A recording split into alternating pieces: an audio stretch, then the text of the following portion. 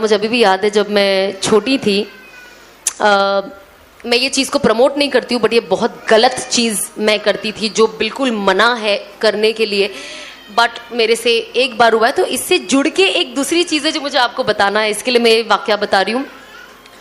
तो जब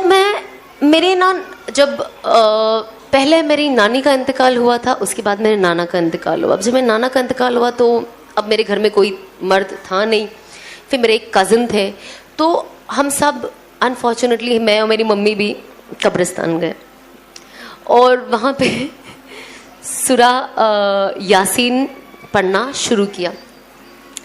अब सबने पढ़ लिया, अब मैं पढ़ी रही हूँ, सब खड़े हैं ऐसे कि मैं कब ख़त्म करूँगी।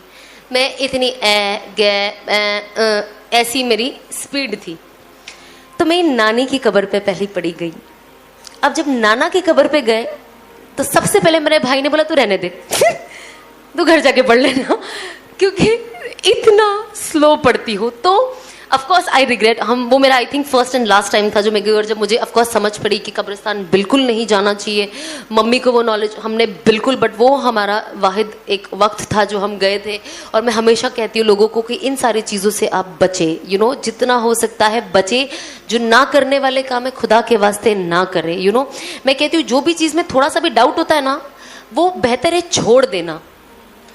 इससे कोई कहता है ना डाउट है, हो भी सकता है नहीं भी हो सकता, तो मत करो, छोड़ दो, वो ज्यादा बेहतर है। तो तब मुझे ऐसा लगा यार मैं कितना स्लो पढ़ती हूँ कि इन लोगों ने मुझे पढ़ने ही नहीं दिया। बेचारे मुझे मेरे नाना नानी से बहुत हद से ज्यादा मोहब्बत थी और है। मतलब मैं रोज उन्हें याद करती हूँ, मैं कभी नहीं भूल पाती हूँ। और हर वक्त जब भी मैं देखती हूँ मुझे लगता है अल्लाह में मेरे नाना नानी की मगफिरत कर दे, क्योंकि मैं इतनी छोटी थी, मुझे लगा मैं उतना मेरी नाना नानी के लिए कर नहीं पाई जो मुझे करना था। और जब खिदमत और इन सारी चीज़ों का मतलब समझ में आया ना, तब तक बहुत लेट हो चुका था। वो चले गए थे और उन्होंने पूरा बचपन मुझे पाला। मेरी नानी बेचारी, मैं स्कूल जाती थी, मेरी मुर्गी संभालती थी। अब आप समझो एक बुजुर्ग इंसान जो 60-70 साल के ऊपर हो गया, वो बेचारा चल नहीं पा रहा, मेरे चूज़ों के पीछे भाग रहा है कि यार मेरी नवासी आएगी, उसको मुर्गी का बच्चा नहीं मिलेगा तो वो रोने लग जाएगी। उसे कौवों से बचाती थी, डंडा लेके घूमती थी कि कौवा आएगा तो उसको मार के भगाऊंगी कि क्योंकि मुझे मुर्गी पालने का बचपन में बहुत शौक था। बेचारी का अगर पैर भी टूट जाता था तो मैं उसको हल्दी लगाती थी, लेप लगाती थी, फलाना करती थी, बहुत सारे ढोंग करती थी।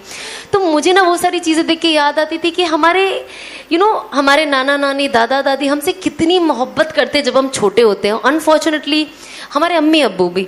और जब हम बड़े होते हैं और जब वो बच्चे बन जाते हैं,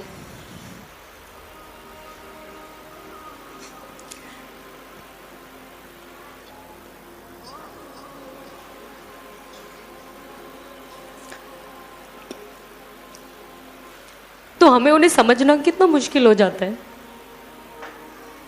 मैं हमेशा कहती हूँ माँ बाप की इज्जत करें, माँ बाप से मोहब्बत करें, और वो जो कहते हैं आपकी भलाई के लिए कहते हैं। बहुत बड़ा दर्जा है और मुकाम है माँ बाप का। कहते हैं ना जन्नत का रास्ता सिर्फ वही है। और शायद बहुत हर बार हम लोगों को ना, अब मतलब अभी तो मेरी आगे वाली नस्ल आई नहीं है, बट जब आप खुद माँ बनते हो ना, मैंने देखा ये लोगों में, तब वो समझ पाते हैं कि माँ बाप कितनी सैक्रिफाइसेस देते हैं, तब जाके वो माँ बाप बन पाते हैं। और बच्चे को संभालना और उसके पीछे 24 घंटे लगे रहना आसान काम नहीं है। तो कोशिश करें कि आप, अगर आपके माँ बाप हयात है तो आप जितना हो सके उनके लिए करें, जितना हो सके। और बिल्कुल भी किसी भी चीज़ के लिए चिड़चिड़े ना हो। ये होता है हम यंग है ना, हम बहुत फास्ट हो गए, हमको लगता है फास्ट चलो ना, बाहर चल रहे हो तो इतना स्लो क्यों चलते हैं। माँ बाप बूढ़े हो जाते तो हमें उन्हें रेस्टोरेंट में लेके जाने शर्म आता है कि यार सही से खा नहीं सकते, स्लो खाते हैं, फास्ट नहीं चलते। तो जब मेरी मम्मी को ब्रेन हैमरेज हुआ था ना, आई डोंट नो कितने लोगों ने इंस्टाग्राम पे मेरी मम्मी को देखा है। मेरी मम्मी अपनी दोनों आंखें खोल नहीं पाती है खुद से, तो उनको मुझे सेलो टेप लगा के रखना पड़ता है ताकि वो हम सबको देख सके और चीज़ें कर सके। तो जब मम्मी को ये हुआ ना, मैं उनको हर जगह लेके जाती थी अपने साथ घूमने। वो बहुत स्लो खाते थे। मुझे अभी भी याद है जब उनको ब्रेन हैमरेज हुआ था ना, तो वो कोमा में थे उनको पैरालाइज हो गया था कुछ वक्त, और फिर उनको वेंटिलेटर पे रखा गया था। अब कुछ वक्त के बाद वो कहते हैं ना, यहाँ से पाइप रखते तो मुंह टेढ़ा हो जाता है, तो उन्होंने उनके यहाँ पे खड्डा किया। मुझे अभी भी याद है, 6 महीना मेरी मम्मी कुछ नहीं बोल पाई और वो नाक से खाना खाती थी। और फिर जब वेंटिलेटर निकला ना, मेरी मम्मी ना एक छोटा बेबी हो गई। बच्चे कैसे बात करते तोतले होके, मेरी अम्मी वैसे बात करती थी, जो सिर्फ मतलब एक माँ की मोहब्बत क्या होती है ना, मुझे लगता है जब मैं मेरी अम्मी की अम्मी बन गई ना, मुझे रियलाइज हुआ। क्योंकि जब मेरी अम्मी बात करती थी ना, वो बात सिर्फ मैं समझ पाती थी, घर में कोई समझ नहीं पाता था। अगर मेरी मम्मी को कुछ चाहिए तो मेरी मम्मी कहती थी, सब मुझे बोलते थे क्या बोल रहे खाला, क्या बोल रहे खाला, तो मैं कहती थी ये मांग रहे हैं, ये मांग रहे। तो आज होता है ना कि बच्चा क्या बोलता है, शायद किसी और का जब बच्चा, हम नहीं समझ पाते, वो सिर्फ माँ उसकी ज़बान समझ पाती है। तो वो चीज़ मैं मेरी अम्मी की समझ पाती थी। तो जब मेरी अम्मी जब बात करने लग गई ना, मुझे ऐसा लगा अल्लाह का शुक्र है कि मेरी मम्मी अल्हम्दुलिल्लाह ठीक होते जा रहे हैं, वरना डॉक्टरों ने तो बोल दिया था कि अब ये नहीं बचेंगे। और डॉक्टर खुद कहता है कि ये एक मिरेकल है कि आपकी अम्मी कैसे बच गए। तो आज मुझे लगता है शायद मेरी अम्मी को इस मेरी हिदायत का जो ये वक्त है ये देखना था, शायद अल्लाह ने इसीलिए उन्हें हयात रखा कि वो ये देख पाए कि उनकी बेटी उनके लिए जहन्नम का नहीं बल्कि इंशाअल्लाह अल्लाह ने चाहा तो उनकी मगफिरत और जन्नत का जरिया बनेगी। तो एज एन औलाद हम कोशिश करें कि कुर्बानी, अपने गुनाहों से अगर आप तौबा करोगे और कुर्बानियाँ दोगे, इंशाअल्लाह इसका फ़ायदा आपके अम्मी अब्बू को होगा। दुनिया में हम अपने माँ बाप को कितना भी आई लव यू बोल ले, कितनी भी पप्पियाँ ले ले, मैं मेरी माँ को कितने भी महंगे से महंगा कपड़ा दिला दूँ, महंगे सोना दिला दूँ, जो भी दुनिया की चीज़ें दिला दूँ, लेकिन अगर मैंने उनकी आखिरत ख़राब कर दी तो कहते हैं ना ऐसी औलाद का क्या फ़ायदा। इसीलिए हम कहते हैं ना अल्लाह से नेक साले औलाद मांगो कि वो आपकी मगफिरत का ज़रिया बने, ना कि आपकी जहन्नम का ज़रिया बने, कि क़यामत के दिन उनसे ये पूछा जाए कि आपने इनकी परवरिश क्यों नहीं की सही तरीके से।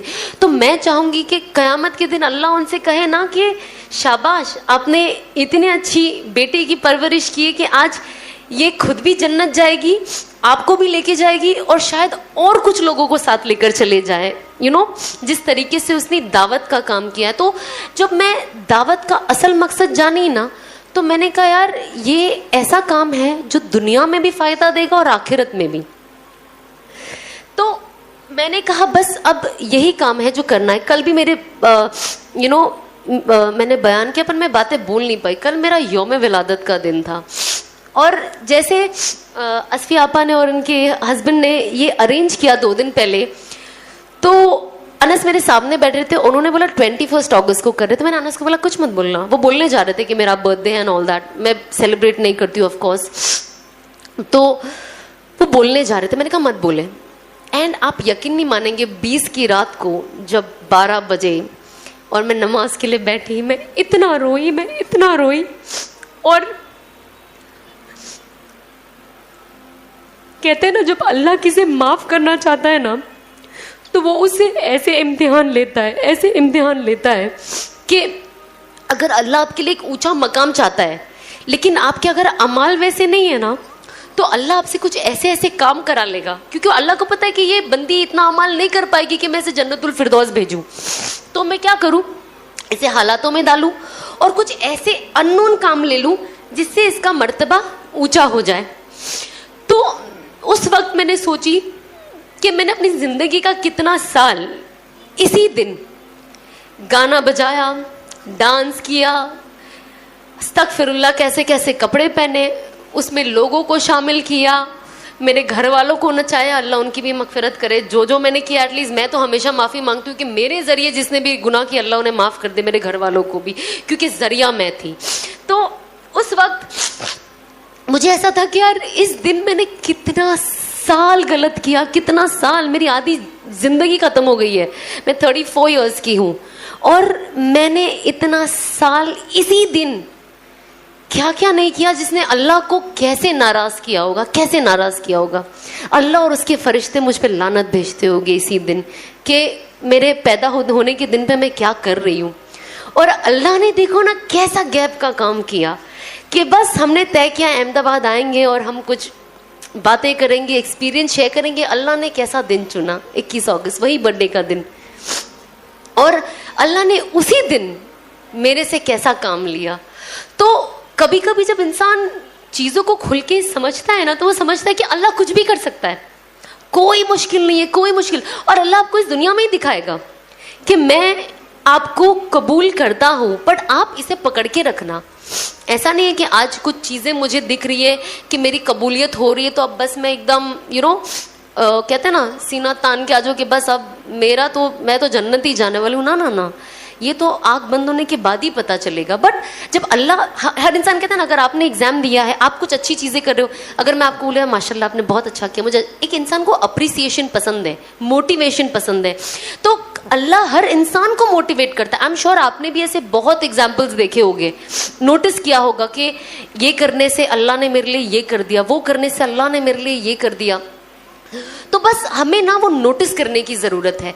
तो जब मैं ये चीज़ें देखती हूँ ना कि अल्लाह ने कितनी आसानी कर दी, जब जो 18-20 साल दिन रात नाचना गाना घूमना आसान बात नहीं है छोड़ना, और ऐसे छोड़ना कि पलट के देखना ही नहीं। कभी कभी जब मैं और अनस बात करते तो हम ऐसी बात करते कि अल्लाह ने कैसे निकाला जैसे आटे में से बाल, उतने आसानी से निकाल दिया मुझे उसमें से। मुझे अल्हम्दुलिल्लाह आज कोई चीज़ की याद नहीं आती है।